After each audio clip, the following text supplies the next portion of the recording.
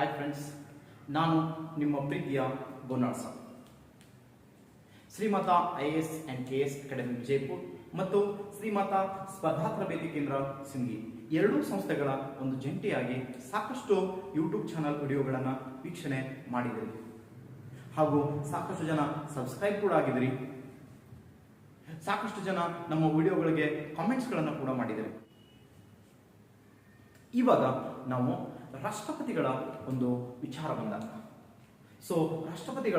ಎಲ್ಲ ರಾಷ್ಟ್ರಪತಿಗಳ ಒಂದು ಕಾಲಾನುಕ್ರಮ ಏನಿದೆ, ಎಷ್ಟು ಜನ ರಾಷ್ಟ್ರಪತಿಗಳಾದರೂ ಅವರ ಹೆಸರುಗಳೇನು, ಅವರ ಕಾಲಘಟ್ಟದಲ್ಲಿ ಪ್ರಮುಖವಾಗಿ ನಡೆದ ಘಟನೆಗಳೇನು ಅಂತಕ್ಕಂಥದ್ದನ್ನ ಸಣ್ಣ ಒಂದು ಲವ್ ಸ್ಟೋರಿ ಇದೆ, ಪ್ರೀತಿ ಸ್ಟೋರಿ ಇದೆ. ಆ ಸ್ಟೋರಿ ರೀತಿಯಲ್ಲಿ ಮಾಡಿ ನಾನು ನಿಮ್ಗೆ ಹೇಳ್ತೀನಿ. ಒಂದು ಲವ್ ಸ್ಟೋರಿ ಕ್ರಿಯೇಷನ್ ರೂಪದಲ್ಲಿ ಮಾಡಿ ಅದನ್ನು ಹೇಳಕ್ಕೆ ಇಷ್ಟಪಡ್ತಾ ಇದ್ದೀನಿ. ಆ ಲವ್ ಸ್ಟೋರಿಯ ಪ್ರಮುಖ ಪಾತ್ರಧಾರಿಯರೇ ಪಾತ್ರಧಾರರು ಅಂತಂದ್ರೆ ಒಂದು ರಾಜ, ಇನ್ನೊಬ್ರು ರಾಧಾ.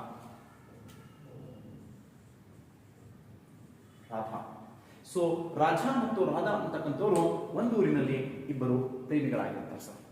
ಆದ್ರೆ ಆ ಇಬ್ಬರು ಪ್ರೇಮಿಗಳು ಏನಂತಂದ್ರೆ ಬೇರೆ ಬೇರೆ ಕೋಮಿನವರಾಗಿರ್ತಾರೆ, ಬೇರೆ ಬೇರೆ ಜಾತಿಯವರಾಗಿರ್ತಾರೆ. ಈ ಇಬ್ರು ಜಾತಿ ಬೇರೆ ಆದ್ರೂ ಕೂಡ ಇವರಿಬ್ಬರಿಗೂ ಸಪೋರ್ಟ್ ಆಗಿರ್ತಕ್ಕಂಥದ್ದು ಒಂದು ಜಾಕಿ ಅಂತಕ್ಕಂಥ ಕುದುರೆ ಇರುತ್ತೆ ಸರ್. ಜಾಕಿ ಅಂತಕ್ಕಂಥ ಕುದುರೆ ಇರುತ್ತೆ. ಈ ರಾಜ ಮತ್ತು ರಾಣಿಯರಿಗೆ ರಾಜ ಮತ್ತು ರಾಧಾ ಅವರಿಗೆ ಸಪೋರ್ಟ್ ಆಗ್ತಾ ಇರುತ್ತೆ ಅಂತ ನೋಡ್ತೀವಿ ಸರ್. ಎಲ್ಲೇ ಹೋಗ್ಬೇಕಾದ್ರೂ ರಾಜ ಮತ್ತು ರಾಧಾ ಆ ಒಂದು ಕುದುರೆ ತಗೊಂಡೇ ಜಾಕಿ ತಗೊಂಡೇ ಹೋಗ್ತಿರ್ತಾರೆ ಸರ್. ಒಂದಿನ ಏನಾಯ್ತು ಅಂತ ಕೇಳಿದ್ರೆ ಇವ್ರ ಕೋಮಿನ ರಾಜನ ಕೋಮಿನವರು ರಾಧಾನ ಮೇಲೆ, ರಾಧಾನ ಕೋಮಿನವರು ರಾಜನ ಮೇಲೆ ಹೊಡಿಬೇಕು ಅಂತ ಹೇಳಿ ಬೆನ್ನ ಹತ್ಬಿಡ್ತಾರೆ ಸರ್. ಯಾವಾಗ ಅವ್ರು ಬೆನ್ನ ಹತ್ತುತ್ತಾರೋ ಆ ಸಂದರ್ಭದಲ್ಲಿ ಜಾಕಿ ಕುದುರೆ ಮ್ಯಾಲ ಕೂತು ಇವರು ಎಸ್ಕೇಪ್ ಆಗಿರ್ತಾರೆ ಸರ್. ಹುಡ್ಕೋತ್ ಹೋಗ್ತಾರೆ.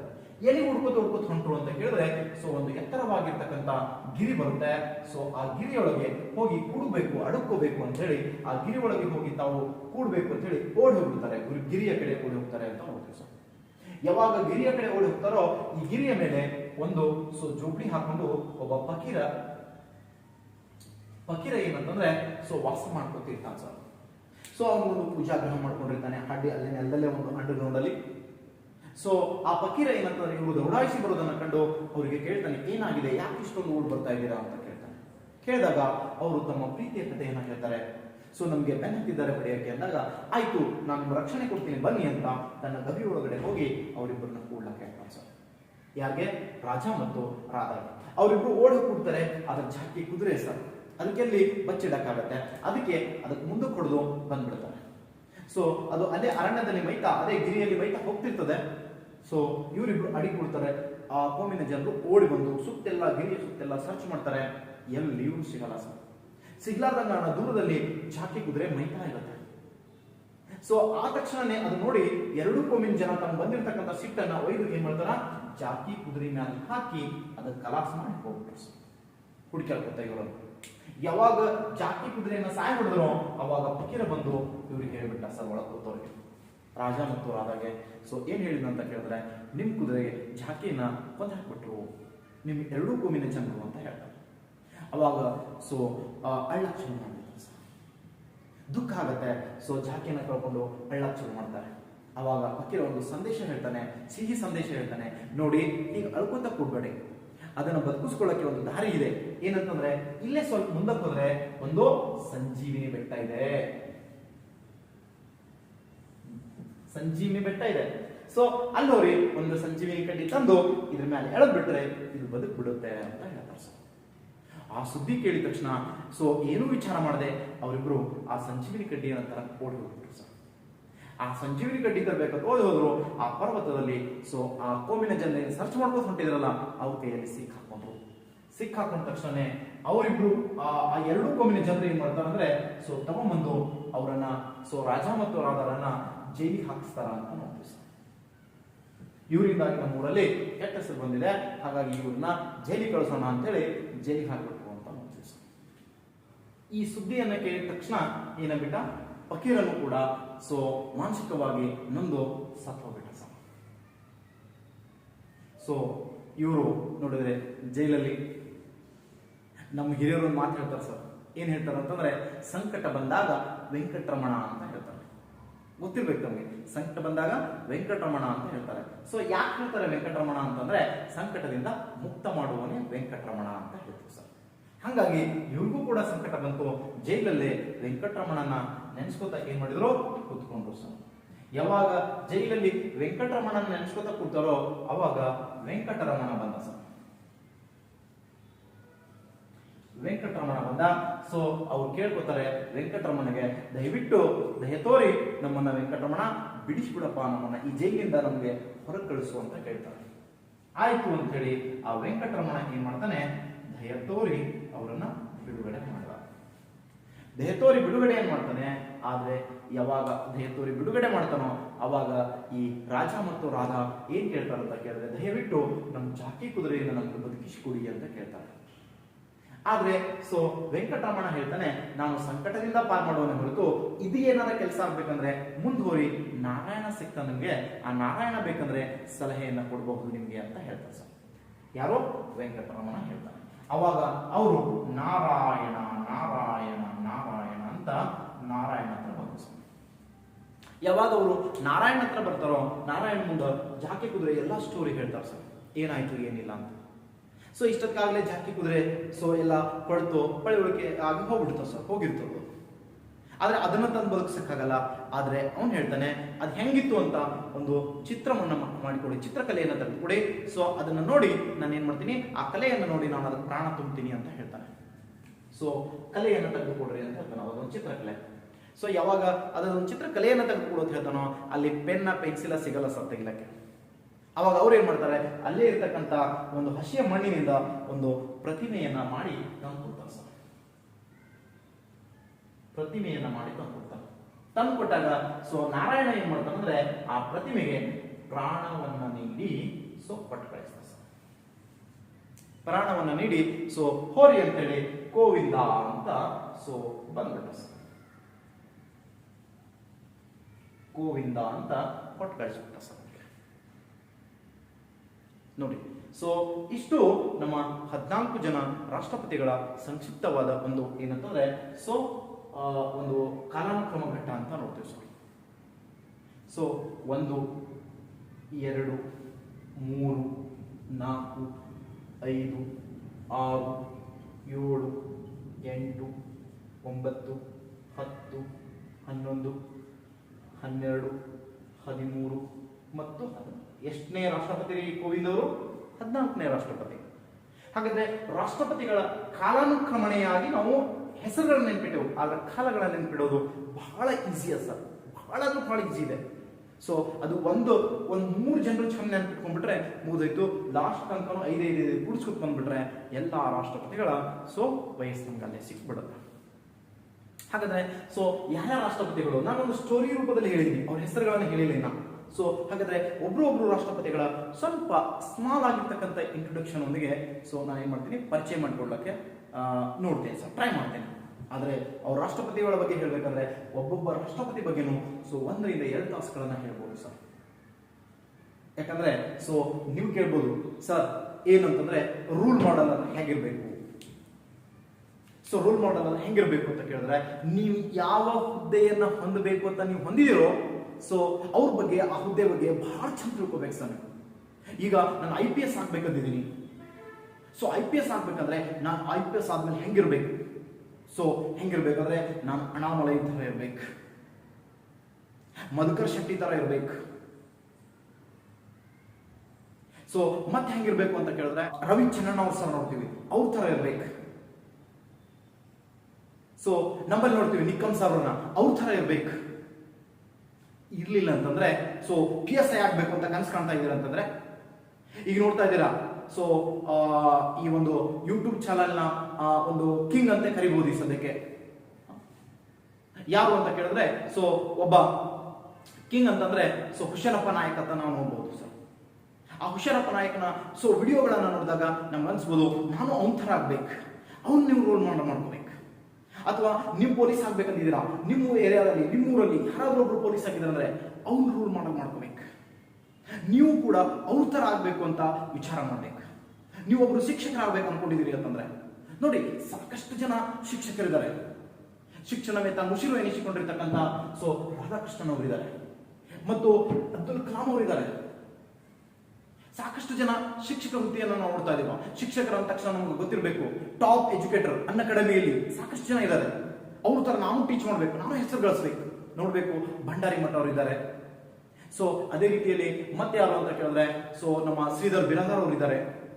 ಸಾಕಷ್ಟು ಜನ ಸೊ ಅನ್ ಅಕಾಡೆಮಿಯಲ್ಲಿ ಹೆಸರುಗಳನ್ನ ಮಾಡ್ತಕ್ಕಂಥ ಶಿಕ್ಷಕರಿದ್ದಾರೆ. ನಾವು ಅವ್ರ ತರ ಹೇಳ್ಬೇಕು, ಹಂಗಾಗ್ಬೇಕು.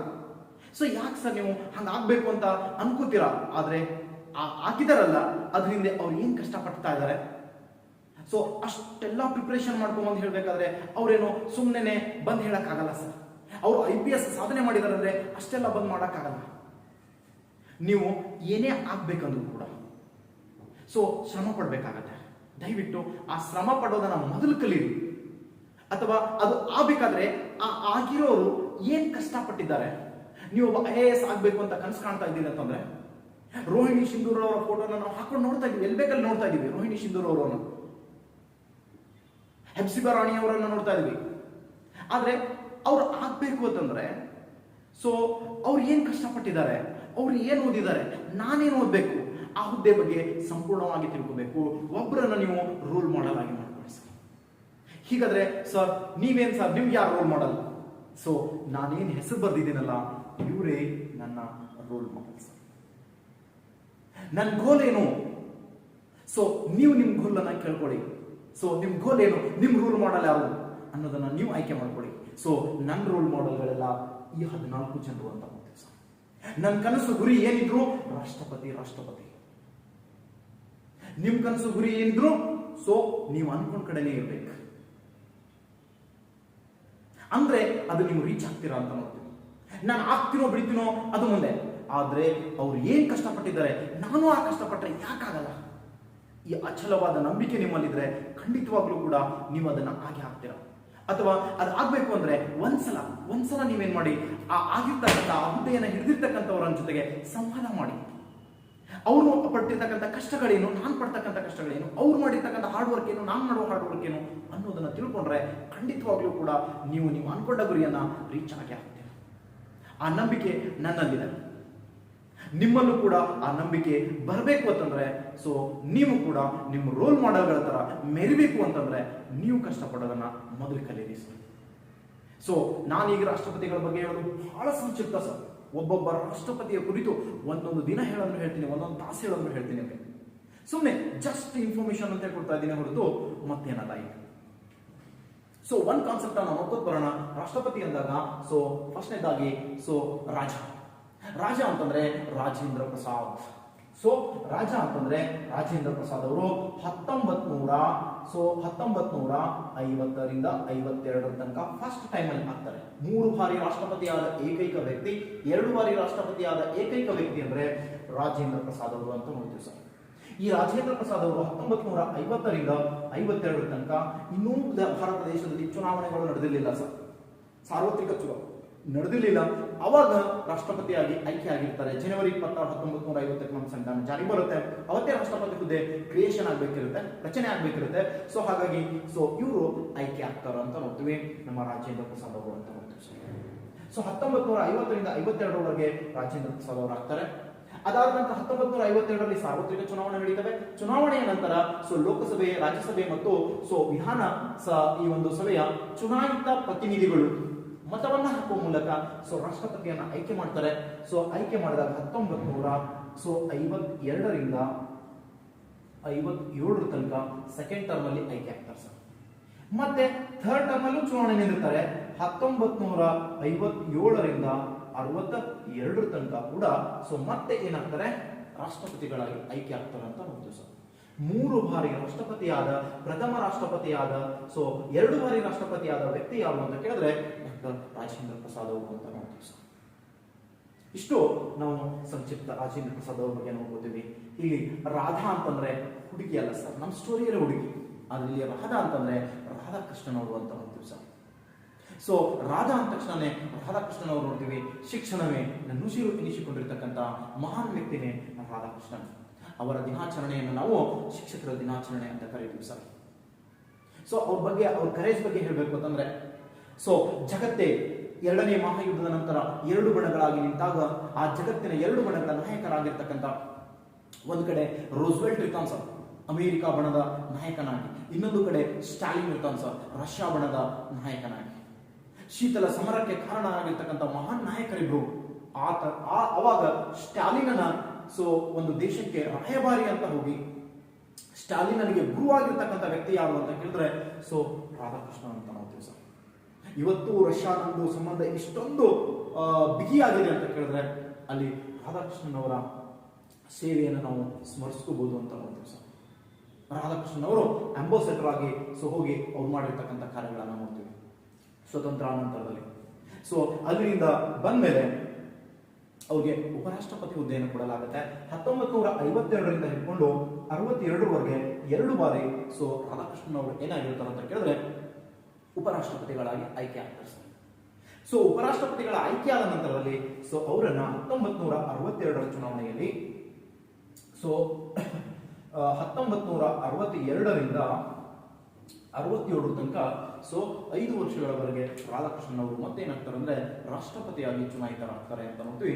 1 ಟರ್ಮ್ ಮಾತ್ರ ಇವರು ಅಧಿಕಾರ ಮಾಡಿದ್ದಾರೆ. ರಾಜೇಂದ್ರ ಪ್ರಸಾದ್ ಅವರು ಬಿಟ್ಟರೆ ಎಲ್ಲರೂ ಯಾರು 2 ಬಾರಿ ಆಯ್ಕೆ ಆಗಿಲ್ಲ, ಒಂದೇ ಬಾರಿ ಆಯ್ಕೆ ಆಗಿದ್ದಾರೆ ಅಂತ ನೋಡ್ತೀವಿ ಸರ್. ಇಲ್ಲಿ ವಿಶೇಷವಾಗಿ ನಾವು ನೋಡ್ಕೊಂಡು ಬಂದಾಗ ರಾಧಾಕೃಷ್ಣನ್ ಅವರು ಪ್ರಥಮ ಉಪರಾಷ್ಟ್ರಪತಿಗಳೂ ಹೌದು. 2 ಬಾರಿ ಆಯ್ಕೆಯಾದ ಉಪರಾಷ್ಟ್ರಪತಿಗಳಲ್ಲಿ ಫಸ್ಟ್ ಇವರೇ ಅಂತ ನೋಡ್ತೀವಿ ರಾಧಾಕೃಷ್ಣನ್ ಅವರು. ಇದಾದ ನಂತರ 1962ರಿಂದ 67ರವರೆಗೆ ರಾಧಾಕೃಷ್ಣನ್ ಅವರು ಏನ್ ಮಾಡಿದ್ದಾರೆ, ರಾಷ್ಟ್ರಪತಿಯಾಗಿ ಆಯ್ಕೆ ಆಗಿದ್ದಾರೆ ಅಥವಾ ಕೆಲಸವನ್ನು ಮಾಡಿದ್ದಾರೆ ಅಂತ ನೋಡ್ತೀವಿ ಸರ್. ಇವರ ಜನ್ಮ ದಿನವನ್ನು ನಾವು ಏನ್ ಕರಿತೀವಿ, ಸೆಪ್ಟೆಂಬರ್ 5ನ ಶಿಕ್ಷಕರ ದಿನಾಚರಣೆ ಎಂದು ಕರೆಯುತ್ತೇವೆ ಅಂತ ನೋಡ್ತೀವಿ ಸರ್. ಅವ್ರಿಗೆ ಶಿಕ್ಷಕರ ಮೇಲಿಂದ ಪ್ರೀತಿ ಎಷ್ಟು ಅಂತ ಕೇಳಿದ್ರೆ ಇದನ್ನು ನೋಡಿದ ತಕ್ಷಣ ನಮಗೆ ಗೊತ್ತಾಗುತ್ತೆ ರಾಧಾಕೃಷ್ಣನ್ ಅವರು ಶಿಕ್ಷಕರ ಮೇಲೆ ಇರ್ತಕ್ಕಂಥ ಪ್ರೀತಿ. ಅವರು ಅಂಬಾಸೆಡರ್ ಆಗಿ ಹೋದ್ರೂ ಕೂಡ ರಷ್ಯಾ ದೇಶದ ಸಾಕಷ್ಟು ವಿಶ್ವವಿದ್ಯಾಲಯಗಳಲ್ಲಿ ತಮ್ಮ ಸ್ಪೀಚ್ಗಳನ್ನು ನೀಡಿದ್ದಾರೆ. ಅವರೊಬ್ರು ತತ್ವಶಾಸ್ತ್ರ ಬೋಧಕರಾಗಿದ್ದರು ಅಂತ ನೋಡ್ತೀವಿ ಸರ್. ಇನ್ನ ನೆಕ್ಸ್ಟ್ ಕಾನ್ಸೆಪ್ಟ್ ಅನ್ನ ನೋಡ್ತೀವಿ, ಯಾರು ಅಂತ ಕೇಳಿದ್ರೆ ಜಾಕಿರ್ ಹುಸೇನ್ ಅವರು ಅಂತ ನೋಡ್ತೀವಿ ಸರ್. ಯಾವಾಗ ರಾಧಾಕೃಷ್ಣನ್ ಅವರು ರಾಷ್ಟ್ರಪತಿ ಆಗಿದ್ರು ಅವಾಗ ಜಾಕಿರ್ ಹುಸೇನ್ ಅವರು ಏನಾಗಿರ್ತಾರೆ ಅಂತ ಕೇಳಿದ್ರೆ ಉಪರಾಷ್ಟ್ರಪತಿಗಳಾಗಿರ್ತಾರೆ ಅಂತ ನೋಡ್ತೀವಿ ಸರ್. ಇದೊಂದು ಚೈನ್ ನೋಡಿದ್ರಿ ಸರ್, ರಾಷ್ಟ್ರಪತಿ ಆದ ತಕ್ಷಣ ಉಪರಾಷ್ಟ್ರಪತಿ ಮತ್ತು ರಾಷ್ಟ್ರಪತಿಯಾಗಿ ಆಯ್ಕೆ ಆಗೋದು. ಹಿಂಗ್ ನಡೆದಿತ್ತು. ಅದು ಎಲ್ಲಿ ಹೋಗಿ ಬ್ರೇಕ್ ಆಗ್ತದೆ ಅಂತ ನೋಡೋಣ. ಇಲ್ಲಿ ನಾವು ನೋಡ್ತೀವಿ ರಾಧಾಕೃಷ್ಣ ಅವರು ರಾಷ್ಟ್ರಪತಿ ಇದ್ರು, ಜಾಕಿರ್ ಹುಸೇನ್ ಈ ಪೀರಿಯಡ್ ಅಲ್ಲಿ ಉಪರಾಷ್ಟ್ರಪತಿ ಇದ್ರು. ಯಾವಾಗ 1967ಕ್ಕೆ ಜಾಕಿರ್ ಹುಸೇನ್ ಅವರು ರಾಷ್ಟ್ರಪತಿಯಾಗಿ ಆಯ್ಕೆ ಆಗ್ತಾರೆ ಸರ್. ಆದ್ರೆ ದುರಾದೃಷ್ಟ ಅಂತ ಕೇಳಿದ್ರೆ ರಾಷ್ಟ್ರಪತಿ ಹುದ್ದೆಯಲ್ಲಿದ್ದಾಗೆ ಮರಣವನ್ನು ಹೊಂದ್ತಾರೆ ಅಂತ ನೋಡ್ತೀವಿ. 1969ಕ್ಕೆ ಮರಣವನ್ನ ಹೊಂದ್ತಾರೆ ಸರ್. 1967ರಿಂದ 1969ಕ್ಕೆ ಅಂದ್ರೆ ಕೇವಲ 2 ವರ್ಷಗಳವರೆಗೆ ಅಧಿಕಾರವನ್ನ ಮಾಡ್ತಾರೆ ಅಂತ ನೋಡ್ತೀವಿ. ಅಧಿಕಾರದಲ್ಲಿದ್ದಾಗ ಮೊದಲ ಮರಣ ಒಪ್ಪಿದ ರಾಷ್ಟ್ರಪತಿ ಯಾರು ಅಂತ ಕೇಳಿದ್ರೆ ಜಾಕಿರ್ ಹುಸೇನ್ ಅಂತ ಹೇಳ್ತೀವಿ. ಮೊದಲ ಮುಸ್ಲಿಂ ರಾಷ್ಟ್ರಪತಿ ಯಾರು ಅಂತ ಕೇಳಿದ್ರು ಕೂಡ ನಾವು ಜಾಕಿರ್ ಹುಸೇನ್ ಅಂತ ಹೇಳ್ತೀವಿ. ನಾನು ಹೇಳ್ತಾ ಇದ್ದೀನಿ ಸರ್, ಬಹಳ ಸಂಕ್ಷಿಪ್ತವಾಗಿ ಹೇಳಕತ್ತೀನಿ ಅಂತ ಹೇಳಿ. ಯಾಕಂತಂದ್ರೆ ಒಬ್ಬೊಬ್ಬ ರಾಷ್ಟ್ರಪತಿಗಳ ಬಗ್ಗೆ ಹೇಳ್ಬೇಕಂದ್ರೆ ನನ್ನ ರೋಲ್ ಮಾಡೆಲ್ಗಳ ಬಗ್ಗೆ ಹೇಳ್ಬೇಕು ಅಂದ್ರೆ ನನಗೆ 1 ತಾಸು ಒಬ್ಬೊಬ್ಬರ ಬಗ್ಗೆ ಹೇಳುವಂತ ಕಾನ್ಸೆಪ್ಟ್ ನನಗೆ ಗೊತ್ತಿದೆ. ಮತ್ತೆ ಅವ್ರ ಬಗ್ಗೆ ಹೇಳ್ತಾ ಹೊರಟ್ರೆ, ಅವ್ರ ಜೀವನ ಚರಿತ್ರೆಯನ್ನು ನಾನು ಹೇಳ್ತಾ ಹೊರಟ್ರೆ ನಿಜವಾಗ್ಲೂ ಒಂಥರ ಆಶ್ಚರ್ಯಕರವಾಗಿರ್ತಕ್ಕಂಥ ಜೀವನ ಚರಿತ್ರೆಗಳು ನಾವು ನೋಡ್ತೀವಿ. ಅವರು ದೇಶಕ್ಕಾಗಿರ್ತಕ್ಕಂಥ ಕನಸುಗಳು ಮತ್ತು ಅವ್ರ ಕಾಲದಲ್ಲಿ ನಡೆದಿರ್ತಕ್ಕಂಥ ಘಟನೆಗಳು ಬಹಳ ಸೊಗಸಾಗಿ ಹೇಳ್ಬೋದು. ಆದ್ರೆ ನಾವು ಮಾಡ್ತಕ್ಕಂಥದ್ದು ಬರೀ ಬ್ರೀಫ್ ವಿಡಿಯೋನೇ ಹೊರತು ಇನ್ನೊಂದ್ಸಲ ರಾಷ್ಟ್ರಪತಿಗಳು ಒಬ್ಬೊಬ್ಬ ರಾಷ್ಟ್ರಪತಿನೇ ಕುರಿತು ಒಂದೊಂದು ವಿಡಿಯೋ ಮಾಡಿ ಹಾಕ್ತೀನಿ. ಟೈಮ್ ಇದ್ರೆ ತಾವು ನೋಡಾಕತ್ತೀರ. ಓಕೆ, ಈಗ ನಿಮ್ಮ ಎಕ್ಸಾಮ್ ಪಾಯಿಂಟ್ ಆಫ್ ವ್ಯೂಸ್ ಏನಿದೆ ಅಷ್ಟನ್ನ ನಾವು ಇಲ್ಲಿ ಬ್ರೀಫ್ ಆಗಿ ನೋಡ್ಕೊಂಡು ಬರೋಣ. ಒಂದು ಕಾನ್ಸೆಪ್ಟ್ ನಾವು ನೋಡ್ತೀವಿ, ಜಾಕಿರ್ ಹುಸೇನ್. ಜಾಕಿರ್ ಹುಸೇನ್ ಅವರಾದ್ಮೇಲೆ ನೆಕ್ಸ್ಟ್ ಇವಾಗ ಈ ಟರ್ಮ್ ಅಲ್ಲಿ ಯಾರು ಇರ್ತಾರೆ ಅಂತ ಕೇಳಿದ್ರೆ ವಿ ಗಿರಿ ಅವರು ಕಾರ್ಮಿಕ ಪಕ್ಷದಿಂದ ಬಂದು ಉಪರಾಷ್ಟ್ರಪತಿಯಾಗಿ ಆಯ್ಕೆಯಾಗಿರ್ತಾರೆ ಸರ್. ಕಾರ್ಮಿಕ ಪಕ್ಷದಿಂದ ಬಂದು ಉಪರಾಷ್ಟ್ರಪತಿಯಾಗಿ ಆಯ್ಕೆಯಾಗಿರ್ತಾರೆ. ಆದ್ರೆ ಇಲ್ಲೊಂದು ಸಣ್ಣ ಸಂವಿಧಾನ ಬಿಕ್ಕಟ್ಟು ಉಂಟಾಗುವ ಪರಿಸ್ಥಿತಿ ಇರುತ್ತೆ. ಏನಂತ ಕೇಳಿದ್ರೆ ಈ ಹುದ್ದೆ ತಕ್ಷಣವೇ ಖಾಲಿಯಾಗಿಬಿಡುತ್ತೆ. ಅಂದ್ರೆ ಜಾಕಿರ್ ಹುಸೇನ್ ಅವರು ಸತ್ತಾಗ ಆ ಹುದ್ದೆ ಖಾಲಿಯಾಗಿಬಿಡುತ್ತೆ. ಯಾವಾಗ ಆ ಹುದ್ದೆ ಖಾಲಿ ಆಗುತ್ತೋ ತಾತ್ಕಾಲಿಕವಾಗಿ ಆ ಹುದ್ದೆ ಜವಾಬ್ದಾರಿಯನ್ನ ಯಾರು ಹೊರಬೇಕಾಗುತ್ತೆ ಅಂತ ಕೇಳಿದ್ರೆ ಉಪರಾಷ್ಟ್ರಪತಿಗಳು ರಾಷ್ಟ್ರಪತಿಯ ಪದನಿಮಿತ್ತ ಏನ್ ಮಾಡ್ಬೇಕಾಗತ್ತೆ, ಸೊ ಪದನಿಮಿತ್ತವಾಗಿ ಬಂದು 6 ತಿಂಗಳವರೆಗೆ ಆ ಗದ್ದಿಗೆ ಮೇಲೆ ಕೂರಬಹುದಾಗಿರುತ್ತೆ ಅಂತ. ಮ್ಯಾಕ್ಸಿಮಮ್ ಪೀರಿಯಡ್ ಅಂದ್ರೆ 6 ತಿಂಗಳವರೆಗೆ, ಅಥವಾ ಮುಂದೊಬ್ಬ ರಾಷ್ಟ್ರಪತಿ ಬರುವವರೆಗೂ ಸೊ ಉಪರಾಷ್ಟ್ರಪತಿಗಳೇ ಅದರ ಅಧಿಕಾರಾವಧಿಯನ್ನು ಅನುಭವಿಸ್ತಾರೆ. ಅವಾಗ ವಿ ವಿ ಗಿರಿಯವರು ಬಂದು ಉಪರಾಷ್ಟ್ರಪತಿ ಹುದ್ದೆಗೆ ಆಯ್ಕೆ ಬಂದು ರಾಷ್ಟ್ರಪತಿ ತಾತ್ಕಾಲಿಕವಾಗಿರ್ತಕ್ಕಂಥ ರಾಷ್ಟ್ರಪತಿ ಹುದ್ದೆಯನ್ನು ಅಲಂಕರಿಸ್ತಾರೆ. ಸೊ ಈ ರೀತಿಯಾಗಿರ್ತಕ್ಕಂಥ ಸಂದರ್ಭದಲ್ಲಿ ಒಬ್ಬ ಉಪರಾಷ್ಟ್ರಪತಿ ಆಗಿದ್ದುಕೊಂಡು ರಾಷ್ಟ್ರಪತಿ ಎಲೆಕ್ಷನ್ ನಿಂದಿರಬಹುದಾ? ಸೊ ಒಂದು ಸಣ್ಣ ಒಂದು ಬಿಕ್ಕಟ್ಟು ಬಂತೀವಿ ಆ ಬಂದಾಗ, ಸೊ ಇದೊಂದು ಲಾಭದಾಯಕ ಹುದ್ದೆಗೆ ಮತ್ತೊಂದು ಹುದ್ದೆಗೆ ನಿಂದಿರಬಹುದಾ, ಅವನು ಪೀರಿಯಡ್ ಮುಗಿದಿಲ್ಲ, ಸೊ ಇಲ್ಲಿ ಬಂದು ಆಯ್ಕೆ ಆಗ್ಬೋದಾ, ಈ ತರ ಒಂದು ಗೊಂದಲ ಉಂಟಾಯ್ತು. ಗೊಂದಲ ಉಂಟಾದಾಗ ಸೊ ವಿ ವಿ ಗಿರಿ ಅವರು ಏನ್ ಮಾಡ್ತಾರೆ ಅಂದ್ರೆ ತಮ್ಮ ಉಪರಾಷ್ಟ್ರಪತಿ ಹುದ್ದೆಗೆ ರಾಜೀನಾಮೆಯನ್ನು ನೀಡಿಬಿಟ್ರು. ಸೊ ರಾಜೀನಾಮೆ ನೀಡಿ ಬಂದು ಏನ್ ಮಾಡಿದ್ರು, ರಾಷ್ಟ್ರಪತಿ ಎಲೆಕ್ಷನ್ ಅಲ್ಲಿ ಇಟ್ಬಿಟ್ರು ಅಂತ ನೋಡ್ರಿ. ಸೊ ಜಾಕೀರ್ ಹುಸೇನ್ ಅವರು ಸತ್ತಾಗ ವಿ ವಿ ಗಿರಿ ಅವರು ಏನ್ ಮಾಡ್ಬೇಕಾಗತ್ತೆ, ಅನಿವಾರ್ಯವಾಗಿ ಉಪರಾಷ್ಟ್ರಪತಿ ಇದ್ರು, ರಾಷ್ಟ್ರಪತಿಯವರು ಆ ಹುದ್ದೆಯನ್ನು ಉಪರಾಷ್ಟ್ರಪತಿಯವರು ರಾಷ್ಟ್ರಪತಿ ಹುದ್ದೆಯನ್ನು ತಾತ್ಕಾಲಿಕವಾಗಿ ನಿಭಾಯಿಸ್ತಿರ್ತಾರೆ. ಸೊ ಇದೇ ಸಂದರ್ಭದಲ್ಲಿ ವಿ ವಿ ಗಿರಿ ಅವರು ಕೂಡ ತಾವು ರಾಷ್ಟ್ರಪತಿ ಹುದ್ದೆಗೆ ನಿಂದಿರಬೇಕು ಅಂತ ಹೇಳಿ ಬಂದು ತಮ್ಮ ಹುದ್ದೆಗೆ ರಾಜೀನಾಮೆ ಕೊಟ್ಟರು. ಅಂದ್ರೆ ಇಲ್ಲಿ ರಾಷ್ಟ್ರಪತಿ ಮತ್ತು ಉಪರಾಷ್ಟ್ರಪತಿ ಎರಡೂ ಹುದ್ದೆಗಳು ಏನಾದ್ರು ಖಾಲಿಯಾಗಬೇಕು ಸರ್. ಇಂತಹ ಸಂದರ್ಭ ಭಾರತ ಈ ಒಂದು ರಾಷ್ಟ್ರಪತಿ ಇತಿಹಾಸದಲ್ಲೇ ಒಂದೇ ಒಂದು ಬಾರಿ ನಡೆದಿದೆ. ಯಾವಾಗ ರಾಷ್ಟ್ರಪತಿ ಉಪರಾಷ್ಟ್ರಪತಿ ಎರಡೂ ಹುದ್ದೆ ಖಾಲಿ ಆಯಿತು, ತಕ್ಷಣಕ್ಕೆ ಆ ಹುದ್ದೆಯನ್ನು ನಿಭಾಯಿಸುವ ಕರ್ತವ್ಯ ಯಾರಿಗಿತ್ತು ಅಂತ ಕೇಳಿದ್ರೆ ಸುಪ್ರೀಂ ಕೋರ್ಟಿನ ಸಿಜೆ, ಸೊ ಮುಖ್ಯ ನ್ಯಾಯಾಧೀಶರಿಗಿತ್ತು ಸರ್. ಸೊ ಇವಾಗ ಯಾರಿದ್ರು ಅಂದ್ರ ಹಿದಾಯತ್ ಉಲ್ಲಾ ಇದ್ದಾರೆ ಸರ್, ಹಿದಾಯತ್ ಉಲ್ಲಾ.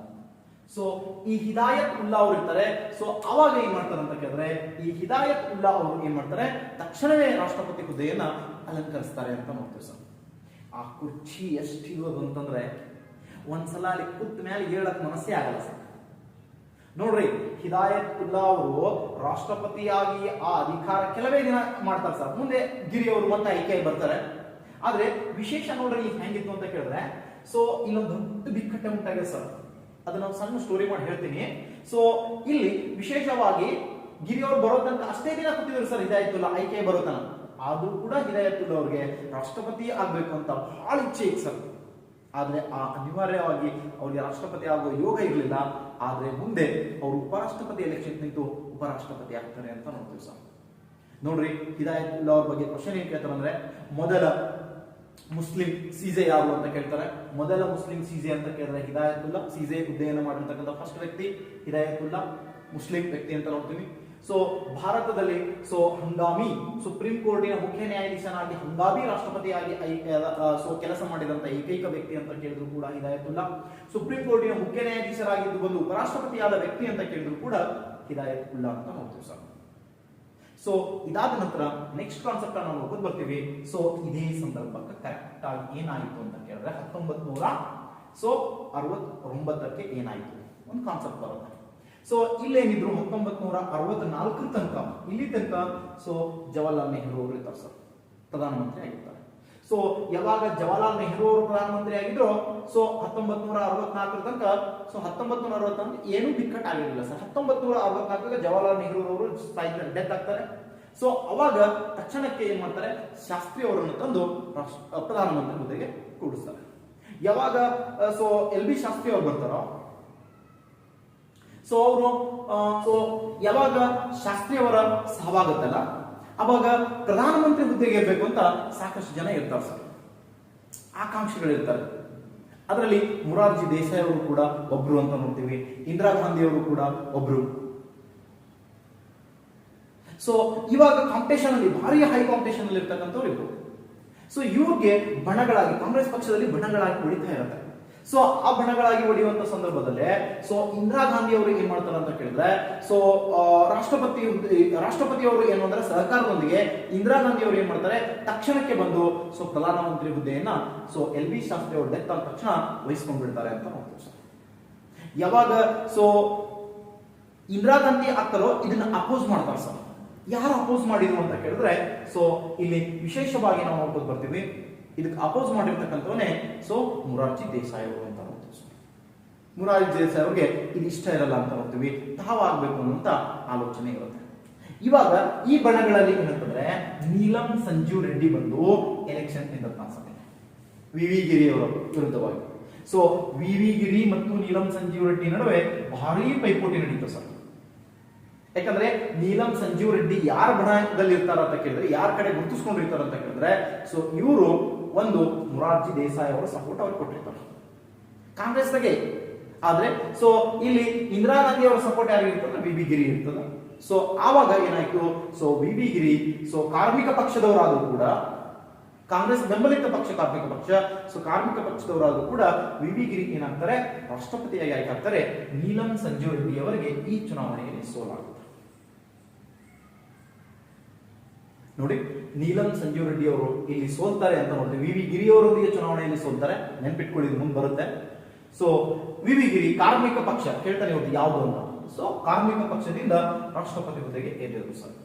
ಸೊ ಯಾವಾಗ ವಿ ವಿ ಗಿರಿ ಅವರು ರಾಷ್ಟ್ರಪತಿ ಆಗ್ತಾರೋ ನಂತರದಲ್ಲಿ ಸೊ ಇವರು 5 ವರ್ಷಗಳ ಕಾರ್ಯವನ್ನು ಮಾಡ್ತಾರೆ ಸರ್. 1969ರಿಂದ ಸೊ 1974 ತನಕ ಕೆಲಸ ಮಾಡ್ತಾರೆ ಸರ್. ಸೊ 74 ತನಕ 5 ವರ್ಷಗಳವರೆಗೆ ರಾಷ್ಟ್ರಪತಿಯಾಗಿ ವಿ ವಿ ಗಿರಿ ಆದ ನಂತರದಲ್ಲಿ ಸೊ ಈ ಟರ್ಮ್ ಅಲ್ಲಿ ಸೊ ನೀಲಂ ಸಂಜೀವ್ ರೆಡ್ಡಿ ಅವರಿಗೆ ಸಮಾಧಾನ ಮಾಡಬೇಕು ಅಂತ ಹೇಳಿ ಏನ್ ಮಾಡ್ತಾರೆ ಅಂದ್ರೆ ಲೋಕಸಭೆಯ ಸಭಾಪತಿಯನ್ನಾಗಿ ಮಾಡ್ತಾರೆ. ಮುಂದೆ ಸೊ ಏನಾದರೂ ಲೋಕಸಭಾ ಸಭಾಪತಿ ಆಗ್ತಾರೆ. ಯಾಕಂದ್ರೆ ಕೇಳ್ತಾನೆ ಲೋಕಸಭಾ ಸಭಾಪತಿಯಾಗಿ ರಾಷ್ಟ್ರಪತಿಯಾದ ವ್ಯಕ್ತಿ ಯಾರು ಅಂತ ಕೇಳ್ತಾನೆ. ಅವಾಗ ನೀಲಂ ಸಂಜೀವ್ ರೆಡ್ಡಿ ಅಂತ ನಾವು ಹೇಳ್ತೀವಿ ಸರ್. ಅಂದ್ರೆ ಸೊ ಈ ಟರ್ಮ್ ಅಲ್ಲಿ ಅವ್ರು ಏನಾಗ್ತಾರೆ ಅಂತ ಕೇಳಿದ್ರೆ ಸೊ ಲೋಕಸಭಾ ಸ್ಪೀಕರ್ ಆಗ್ತಾರೆ ಅಂತ ನೋಡ್ತೀವಿ ಸರ್. ಸೊ ನಂತರದಲ್ಲಿ ಸೊ ಫಕೀರುದ್ದೀನ್ ಅಲಿ ಅಹಮದ್ ಅವರು ಬರ್ತಾರೆ ಸರ್. ಫಕೀರುದ್ದೀನ್ ಅಲಿ ಅಹಮದ್ ಬರ್ತಾರೆ. ಸೊ ಅವರು 1974ರಿಂದ ಹಿಡಿದ 3 ವರ್ಷಗಳವರೆಗೆ ಅಧಿಕಾರವನ್ನು ಮಾಡ್ತಾರೆ ಸರ್. 3 ವರ್ಷಗಳಲ್ಲಿ ಡೆತ್ ಆಗ್ತಾರೆ ಅಂತ ನೋಡ್ತೀವಿ. 1974ರಿಂದ 1977 ತನಕ ಇರ್ತಾರೆ ಸರ್. 1977. ಸೊ ಒಂದು ಕಾನ್ಸೆಪ್ಟ್ ಅನ್ನ ನೀವು ನೋಡಿರ್ಬೋದು.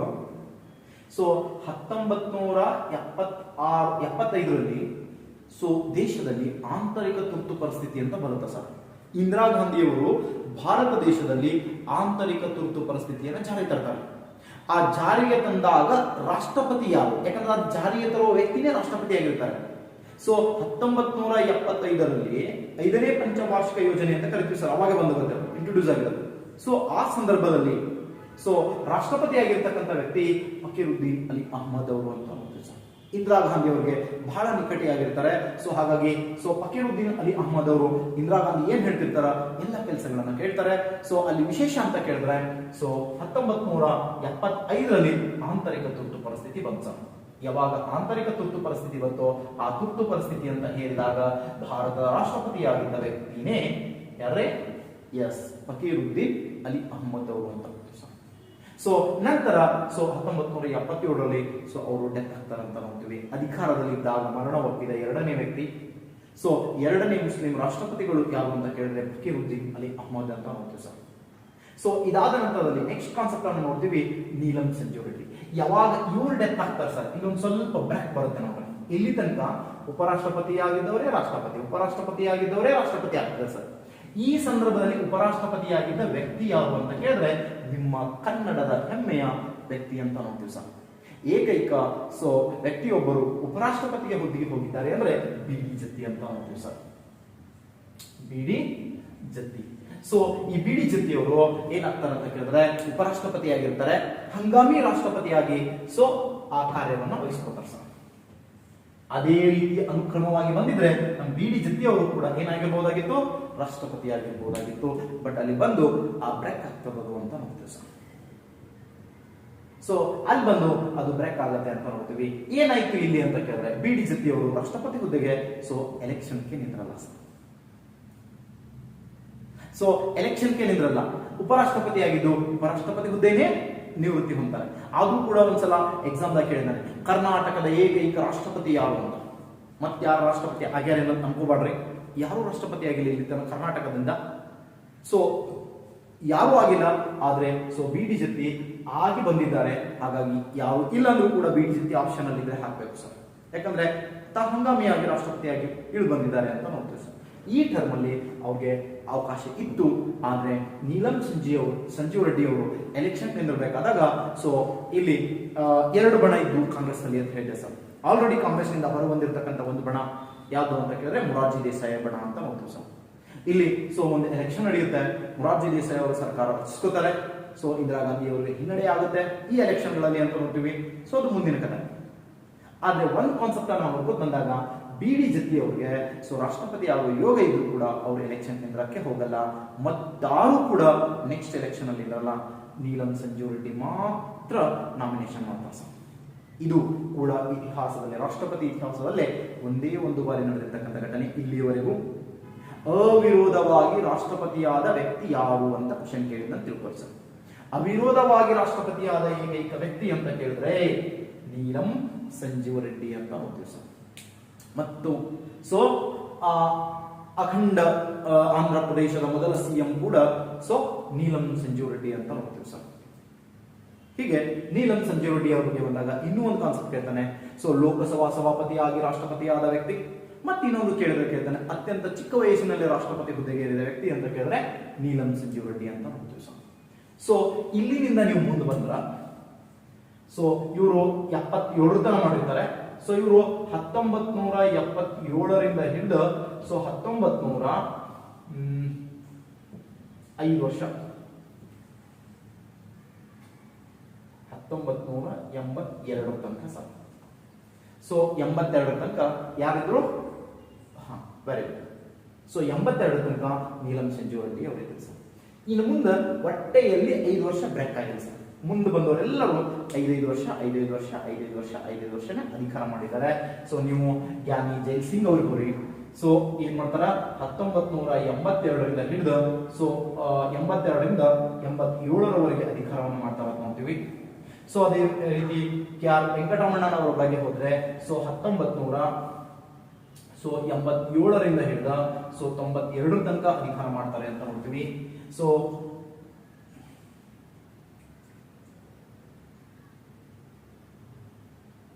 ಶಂಕರ್ ದಯಾಳ್ ಶರ್ಮಾ ಅವ್ರ ಕಡೆ ಬಂದ್ರೆ ಸೊ ಶಂಕರ್ ದಯಾಳ್ ಶರ್ಮಾ ಅವರನ್ನು ನಾವು ನೋಡ್ಕೊಂಡಾಗ 1992ರಿಂದ ಹಿಡಿದ 1997 ತನಕ ಅಧಿಕಾರ ಮಾಡ್ತಾರೆ ಅಂತ ನೋಡ್ತೀವಿ. ಸೊ ಇಲ್ಲಿ ವಿಶೇಷವಾಗಿ ನಾವು ನೋಡ್ಕೊಂಡು ಬಂದ ಹಿಂಗೆ 5 ವರ್ಷ ಕುಡ್ಸ್ಕೊತ್ ಹೋಗ್ಬಿಡ್ರಿ ಸರ್. 1997ರಿಂದ ಹಿಡಿದ 2002 ತನಕ ಇವರು ಇರ್ತಾರೆ ಅಂತ ನೋಡ್ತೀವಿ. ಸೊ ಹೀಗೆ 5 ವರ್ಷ ಕೂಡಿಸ್ಕೊತ ಬಂದ್ರೆ ಸೊ ಎಲ್ಲರಿಗೂ ಅಧಿಕಾರ ಆಗತ್ತೆ ಅಂತ ನೋಡ್ತೀವಿ ಸರ್. ಈಗ ಇರ್ತಕ್ಕಂಥ ರಾಷ್ಟ್ರಪತಿ ಕೋವಿಂದರ ತನಕ ಬರೆ.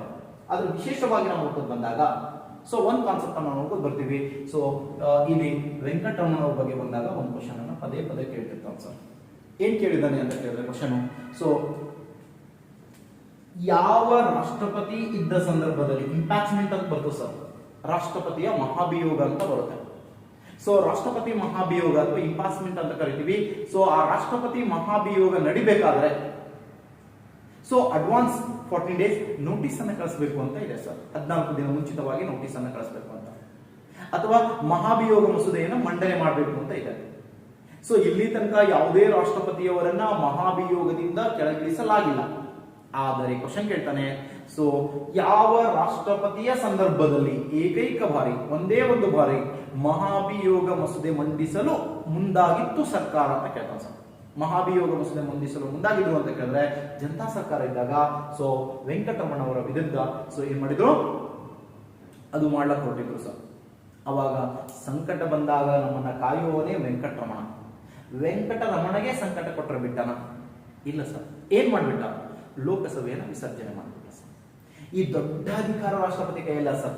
ಏನ್ ಮಾಡ್ಬಿಡ್ಬೋದು ಅಂತ ಕೇಳಿದ್ರೆ ಲೋಕಸಭೆಯನ್ನು ವಿಸರ್ಜನೆ ಮಾಡಿ ಮತ್ತೆ ಚುನಾವಣೆಯನ್ನ ಘೋಷಣೆ ಮಾಡಬಹುದು. ಆಡಳಿತಾರೂಢ ಸರ್ಕಾರ ಸರಿಯಾಗಿ ಕೆಲಸ ಮಾಡಲಾಗ್ಯದ, ಅದಕ್ಕೆ ವಿಸರ್ಜಿಸುತ್ತೇನೆ ಅಂತಂದ್ರೆ ಇದಕ್ಕೆ ಸುಪ್ರೀಂ ಕೋರ್ಟ್ ಅಲ್ಲೂ ಕೂಡ ನೀವು ಏನು ಹೋಗಕ್ಕಾಗಲ್ಲ, ಮೇಲ್ಮನವಿ ಸಲ್ಲಿಸಕ್ಕಾಗಲ್ಲ ಅಂತ ನೋಡಿ ಸರ್. ಅವ್ರಿಗೆ ಇರ್ತಕ್ಕಂಥ ಸೂಪರ್ ಅಧಿಕಾರ ಅದು. ಹಂಗಾಗಿ ಇಲ್ಲಿ ತನಕ ಯಾವುದೇ ರಾಷ್ಟ್ರಪತಿಯ ವಿರುದ್ಧವಾಗಿ ಏನ್ ಮಾಡಿಲ್ಲ, ಈ ಮಸೂದೆನೇ ಮಂಡನೆ ಆಗಿಲ್ಲ ಅಂತ ನೋಡ್ತೀವಿ ಸರ್. ಮಹಾಭಿಯೋಗ ಮಸೂದೆ ಮಂಡನೆ ಆಗಿಲ್ಲ, ಅದರ ಪ್ರಯತ್ನ ನಡೆದಿತ್ತು ಅಂತ ಕೇಳಿದ್ರೆ ವೆಂಕಟರಮಣ. ನೆನ್ಪಿಟ್ಕೊಂಡ್ಬಿಡ್ರಿ, ಸಂಕಟ ಬಂದಾಗ ವೆಂಕಟರಮಣ, ಆದ್ರೆ ವೆಂಕಟರಮಣಗೆ ಸಂಕಟ ಕೊಟ್ಟರೆ ಬಿಟ್ಟನ. ಇಷ್ಟು ನೆನ್ಪಿಟ್ಕೊಂಡ್ರೆ ಮುಗಿತು ಸರ್. ಇನ್ನೊಂದು ಕೇಳ್ತಾನೆ so KR Narayana. So first Dalit so ಅಥವಾ ಹಿಂದುಳಿದ ವ್ಯಕ್ತಿ ಒಬ್ಬ ರಾಷ್ಟ್ರಪತಿ ಆಗಿದ್ದವರು ಯಾರು ಅಂತ ಕೇಳಿದ್ರೆ ಸೊ ಕೇರಳ ರಾಜ್ಯದ ನಾರಾಯಣ ಅವರು ಅಂತ ನೋಡ್ತೀವಿ ಸರ್, KR ನಾರಾಯಣ ಏಕೈಕ ವ್ಯಕ್ತಿ. ಸೊ ಏನಾಗಿದ್ದು ದಲಿತ ಫಸ್ಟ್ ವ್ಯಕ್ತಿ ಅಂತ ನೋಡ್ತೀವಿ. ಬಿಟ್ರೆ ಈಗ ರಾಮನಾಥ್ ಕೋವಿಂದ್ ಅವರು ಅಂತ ನೋಡ್ತೀವಿ ಸರ್. ಮತ್ತೆ ಸೊ ನಾವು ಬಂದಾಗ APJ ಅಬ್ದುಲ್ ಕಲಾಂ ಅವ್ರ ಬಗ್ಗೆ ನಮ್ಗೆ ಗೊತ್ತಿದೆ. ಏನ್ ವಿಶೇಷ ಅಂತ ಕೇಳಿದ್ರೆ APJ ಅಬ್ದುಲ್ ಕಲಾಂ ಅಂತ ಕ್ಷಿಪಣಿಯ ಮ್ಯಾನ್, ಮಿಸೈಲ್ ಮ್ಯಾನ್ ಅಂತ ಕರಿತೀವಿ. So wings of fire, so India 2020 ಅಂತಕ್ಕಂಥ ವಿಷನ್ 2020 ಅಂತಕ್ಕಂಥ ಕಾನ್ಸೆಪ್ಟ್ ಅನ್ನ ನಾವು ಕೇಳ್ತೀವಿ. ಸೊ ಈ ಕಲ್ಪನೆಯಲ್ಲ APJ ಅಬ್ದುಲ್ ಕಲಾಂ ಅವರು ಅಂತ ಕೇಳ್ತೀವಿ ಸರ್. ಇದಾದ ನಂತರದಲ್ಲಿ ಪ್ರತಿಭಾ ದೇವಿ ಸಿಂಗ್ ಪಾಟೀಲ್ ಅಂತ ನೋಡ್ತೀವಿ ಸರ್.